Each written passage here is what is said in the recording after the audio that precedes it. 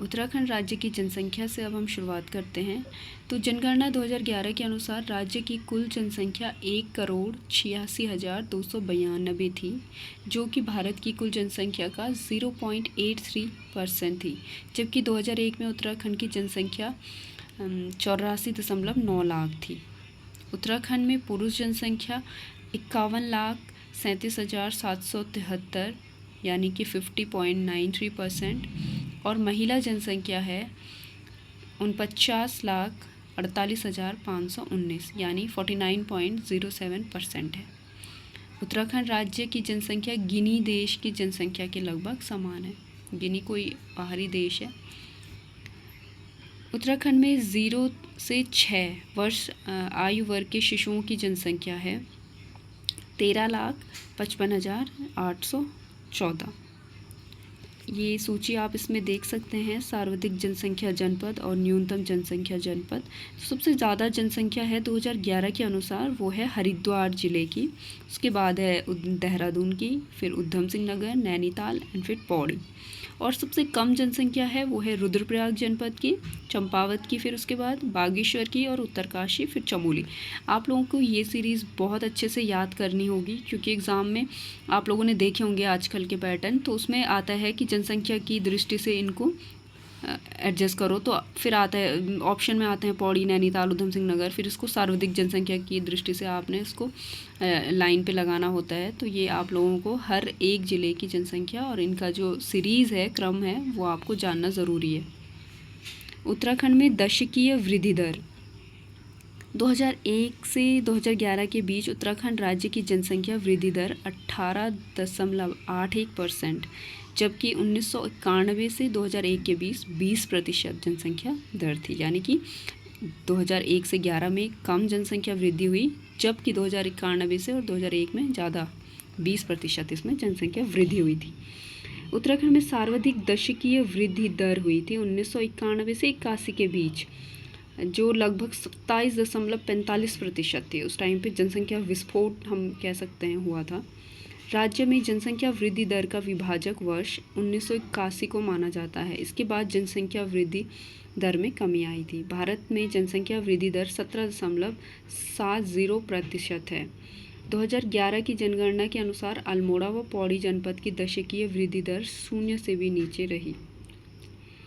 2001 और 11 के बीच ग्रामीण आबादी दशकीय वृद्धि 11.52%, जबकि शहरी आबादी में दशकीय वृद्धि 39.94% तक रही। दशकीय वृद्धि दर की दृष्टि से देश के सभी राज्यों में उत्तराखंड का 18वां स्थान है। ये भी काफ़ी इम्पोर्टेंट है। सर्वाधिक जनसंख्या वृद्धि दर और न्यूनतम जनसंख्या वृद्धि दर। अब इसमें और सर्वाधिक जनसंख्या जनपद, इन दोनों में आपको कंफ्यूज नहीं होना है।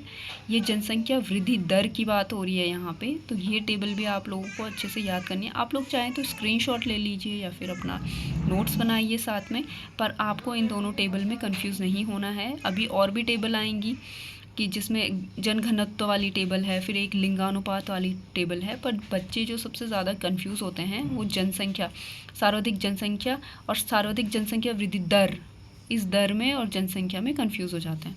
तो दर की अगर हम बात करें तो सबसे ज़्यादा दर थी उधम सिंह नगर में, देहरादून, फिर हरिद्वार, फिर नैनीताल। और सबसे कम वृद्धि दर है वो है पौड़ी में, क्योंकि यहाँ माइग्रेशन ज़्यादा हो रहा है, तो ऑफकोर्स जनसंख्या जो वृद्धि दर है वो कम होगी। अल्मोड़ा, टिहरी और बागेश्वर। उत्तराखंड में लिंगानुपात की अगर हम बात करें तो भारत का राष्ट्रीय लिंगानुपात है 943, जबकि उत्तराखंड का लिंगानुपात है 963 महिला प्रति 1000 पुरुष। 2011 की जनगणना के अनुसार 7 जनपदों का लिंगानुपात 1000 से अधिक था, जबकि 4 जिलों का लिंगानुपात राष्ट्रीय लिंगानुपात से भी कम था। 2011 की जनगणना के अनुसार उत्तराखंड के ग्रामीण क्षेत्रों में लिंगानुपात 1000 एवं शहरी क्षेत्रों में लिंगानुपात 884 था। 2011 की जनगणना के अनुसार उत्तराखंड का शिशु लिंगानुपात 890 और सबसे सर्वाधिक शिशु लिंगानुपात वाला जिला जो है वो है अल्मोड़ा 982। सबसे कम शिशु लिंगानुपात वाला जिला पिथौरागढ़ 816।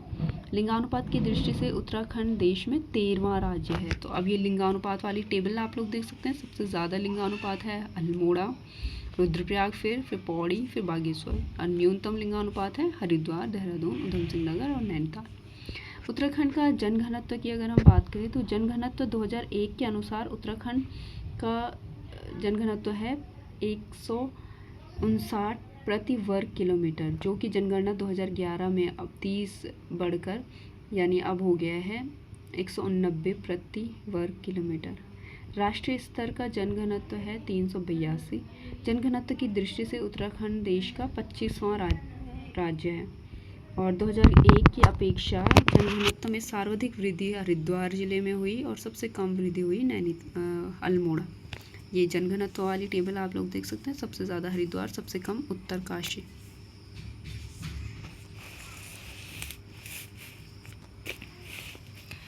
उत्तराखंड में साक्षरता की अगर हम बात करें तो जनगणना 2011 के अनुसार उत्तराखंड की साक्षरता दर 78.82%, जिसमें पुरुष साक्षरता 87.40%, जबकि महिला साक्षरता 70.0% है। औसत साक्षरता की दृष्टि से उत्तराखंड का देश में 17वां स्थान है, जबकि पुरुष साक्षरता की दृष्टि से 13वां एवं महिला साक्षरता की दृष्टि से 20वां स्थान है। सर्वाधिक पुरुष साक्षरता जो है वो है रुद्रप्रयाग जिले में, फिर चमोली, अल्मोड़ा। न्यूनतम पुरुष साक्षरता है हरिद्वार में, फिर उधम सिंह नगर। महिला साक्षरता दर जो सबसे ज़्यादा है वो है देहरादून में, फिर नैनीताल। और न्यूनतम साक्षरता है उत्तरकाशी में महिलाओं की, फिर टिहरी में। उत्तराखंड की ग्रामीण साक्षरता 76.31%, जबकि नगरीय साक्षरता 84.45% है। ये साक्षरता सर्वाधिक साक्षरता वाला जनपद जो है वो है देहरादून, फिर नैनीताल, चमोली। ये साक्षरता दर की दृष्टि से हम बात कर रहे हैं। उत्तराखंड में ग्रामीण एवं नगरीय जनसंख्या जनगणना 2011 के अनुसार 69.77% जनसंख्या ग्रामीण, जबकि 30.23% जनसंख्या नगरीय है। नगरीकरण की दृष्टि से उत्तराखंड का देश में 20वां स्थान है और सर्वाधिक नगर जनसंख्या देहरादून में है, फिर हरिद्वार, फिर उधम सिंह नगर। सबसे कम नगरीय जनसंख्या वो बागेश्वर में, फिर रुद्रप्रयाग, फिर उत्तरकाशी। सर्वाधिक ग्रामीण जनसंख्या है हरिद्वार में और फिर उधम सिंह नगर में, और सबसे कम ग्रामीण जनसंख्या बढ़ते क्रम में वो है चंपावत में, फिर रुद्रप्रयाग में। प्रतिशत की दृष्टि से सर्वाधिक नगरीय जनसंख्या वाले जनपद घटते क्रम में तो देहरादून है, फिर नैनीताल, फिर हरिद्वार। ये घटते क्रम में, ये क्रम बहुत बार पेपर में भी पूछे जाते हैं, इसलिए आपको इनमें कंफ्यूज नहीं होना है कि कब घटते क्रम में पूछे, कब बढ़ते क्रम में पूछे। तो अभी जो ये बात कर रहे हैं कि प्रतिशत की दृष्टि से सर्वाधिक नगरीय जनसंख्या जनपद घटते क्रम में, ये प्रतिशत की दृष्टि से कम नगरीय जनसंख्या वाले जनपद बढ़ते क्रम में तो वो है बागेश्वर और रुद्रप्रयाग। प्रतिशत की दृष्टि से सर्वाधिक ग्रामीण जनसंख्या घटते क्रम में बागेश्वर और रुद्रप्रयाग। प्रतिशत की दृष्टि से सबसे कम ग्रामीण जनसंख्या वाले जनपद बढ़ते क्रम में वो है देहरादून और नैनीताल। अब बात करते हैं उत्तराखंड में अनुसूचित जाति SC की जनसंख्या की। तो राज्य में अनुसूचित जाति की कुल जनसंख्या है 18,92,516, जो राज्य की कुल जनसंख्या का 18.8% है। SC का लिंगानुपात है 936 और जुलाई 2001 के शासनादेश के अनुसार अनुसूचित जातियों को राज्य सेवाओं, शिक्षण संस्थानों, निगमों एवं सार्वजनिक उद्यमों में 19% का आरक्षण प्रावधान है। राज्य में लगभग 65 जातियां अनुसूचित यानी SC हैं और राज्य में अगरिया, कोल, बैसवार आदि जातियों को SC घोषित किया है। सर्वाधिक अनुसूचित जाति जो संख्या है वो हरिद्वार में है, बहुत इम्पोर्टेंट है और काफ़ी बार आता भी है, क्योंकि कुछ लोग पेपर में तुक्के लगाने के हिसाब से भी जाते हैं बहुत सारे, तो तुक्के में वो कभी हरिद्वार नहीं लगा पाता है, वो कुछ ऐसे ग्रामीण इलाकों में या फिर ऐसी जगह तुक्के लगा देते हैं। पर ये चीज़ें जो हैं वो पढ़ के ही आएंगी हमें कि सबसे अनुसूचित जाति कहाँ है, तो वो है हरिद्वार में, फिर उधम सिंह नगर में है, और सबसे कम जो अनुसूचित जाति हैं वो है चंपावत में, फिर रुद्रप्रयाग में आती हैं, फिर बागेश्वर में, फिर चमोली। प्रतिशत की दृष्टि से सर्वाधिक एससी जनसंख्या घटते क्रम में तो बागेश्वर, पिथौरागढ़, और सबसे प्रतिशत की दृष्टि से सबसे कम अनुसूचित जाति वो है देहरादून में। राज्य में एससी की औसत साक्षरता है 74.4% एवं सर्वाधिक अनुसूचित जाति साक्षरता दर नैनीताल और चमोली में है। अनुसूचित जाति पुरुष साक्षरता दर 84.3% एवं महिला साक्षरता दर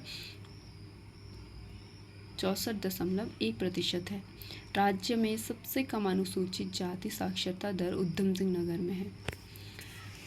अब हम बात करेंगे उत्तराखंड में अनुसूचित जनजाति यानी एसटी शेड्यूल्ड ट्राइब्स जनसंख्या की बात करें तो राज्य में सबसे अधिक अनुसूचित जनजाति उधम सिंह नगर में है और सबसे कम है रुद्रप्रयाग। सर्वाधिक अनुसूचित जनजाति जनपद घटते क्रम में तो उधम सिंह नगर, फिर देहरादून, पिथौरागढ़, चमोली, नैनीताल। न्यूनतम अनुसूचित जनजाति वाले जनपद बढ़ते क्रम में तो रुद्रप्रयाग, फिर टिहरी, चमोली, चंपावत। प्रतिशत की दृष्टि से राज्य में सर्वाधिक अनुसूचित जनजाति उधम सिंह नगर में है और सबसे कम है टिहरी में, 0.14% ही टिहरी में है। 2011 की जनगणना के अनुसार एसटी की औसत साक्षरता है 73.9% और एसटी में जो पुरुष साक्षरता है वो 83.8% एवं महिला साक्षरता है 62.5%। उत्तराखंड सरकार द्वारा जुलाई 2001 के शासन आदेश के अनुसार अनुसूचित जनजाति को राष्ट्रीय राजकीय सेवाओं, सार्वजनिक उद्यमों, शिक्षण संस्थानों एवं निगमों में 4% की आरक्षण की व्यवस्था है। और आज की ये वीडियो हम यहीं पे ख़त्म करेंगे क्योंकि वीडियो बहुत लंबी भी जा रही है और ये जो हमारा टॉपिक है वो भी बहुत अच्छे से क्लियर हो रहा है। मैं उम्मीद करती हूँ आप लोगों ने अच्छे से नोट्स बनाए होंगे या फिर अपना याद किया होगा। जिसने स्क्रीनशॉट लिए होंगे वो स्क्रीनशॉट ले सकते हैं और इसके आगे की जो वीडियो है वो हम नेक्स्ट वीडियो में कवर करेंगे। इसके बाद आप सभी लोगों का मेरे वीडियो में इतने लंबे समय तक बने रहने के लिए बहुत बहुत शुक्रिया। धन्यवाद।